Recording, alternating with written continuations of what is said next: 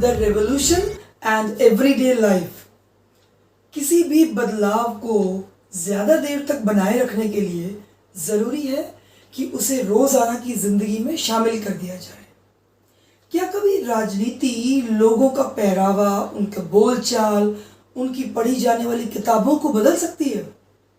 It means politics changes the people's mind to that extent where they accept the same in their everyday life, like wearing sense or language.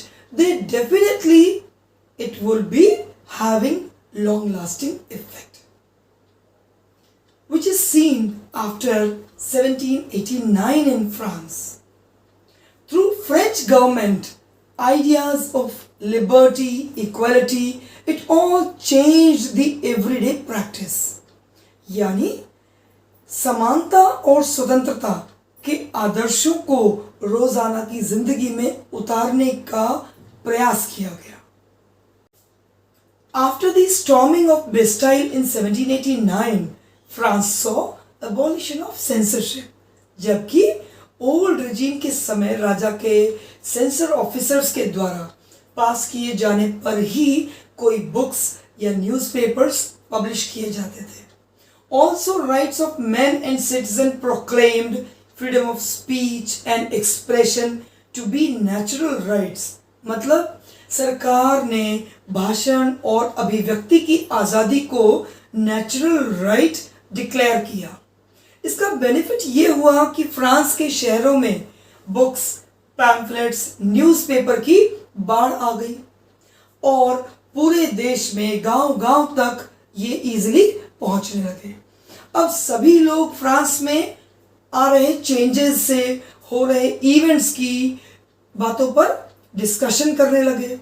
Freedom of press का मतलब ये है कि opposing views को भी लोग आसानी से एक्सप्रेस कर सकते थे और फ्रीडम ऑफ प्रेस की वजह से हर कोई सामने वाले को अपने दृष्टिकोण से सहमत कराने की कोशिश करने लगा और बहुत ज़्यादा परसेंटेज ऑफ पॉपुलेशन प्लेज और सॉन्ग्स की तरफ अट्रैक्ट होने लगी, क्योंकि इसके लिए उनका पढ़े लिखे होना ज़रूरी नहीं था और पॉलिटिकल फिलोसफर्स के आइडियल्स ऑफ लिबर्टी को, जस्टिस को समझने लगे, उनसे जुड़ने लगे, क्योंकि किताबें पढ़ना तो केवल एजुकेटेड लोगों के लिए ही पॉसिबल था।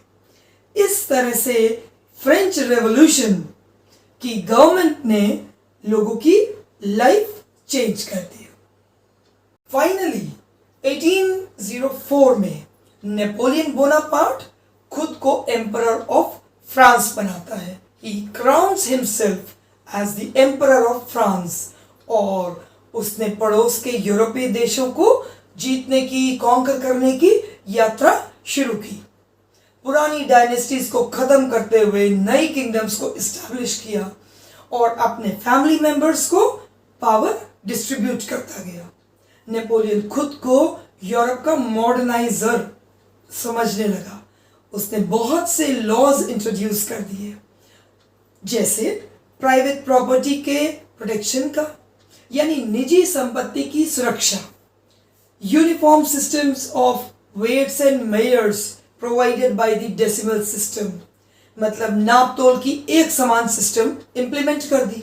शुरुआत में तो ये चेंजेस लोगों को बहुत पसंद आए और वो नेपोलियन को लिबरेटर यानी मुक्तिदाता समझने लगे और जो उनके लिए फ्रीडम ले आएगा फॉर द पीपल। लेकिन ये उन लोगों का भ्रम था और जब ये भ्रम टूटा तो वही लोग नेपोलियन की सेनाओं से, उनके हमलों से उनको इन्वेडर मानने लगे। आखिरकार 1815 में वाटरलू की लड़ाई में नेपोलियन हार जाता है। नेपोलियन के रेवोल्यूशनरी आइडियाज जैसे लिबर्टी और मॉडर्न लॉज का असर यूरोप के बाकी हिस्सों में उसकी मृत्यु के बाद देखने को मिला, उसके बाद सामने आया। फ्रांस की रेवोल्यूशन की बहुत इंपॉर्टेंट विरासत या लेगेसी क्या थी? Ideas of liberty and democratic rights, जो कि फ्रांस से दूसरे यूरोपियन कंट्रीज की तरफ 19th सेंचुरी में स्प्रेड हुई और इससे वहाँ की फ्यूडल सिस्टम को एबॉलिश करने में मदद मिली।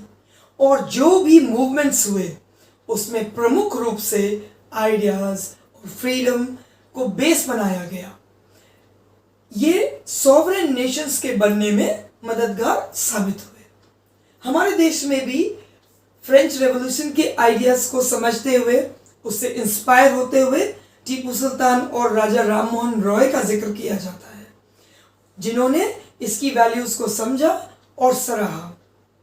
सो French Revolution was not only fruitful for France itself, rather it paved the way for number of revolutions that occurred years later to it.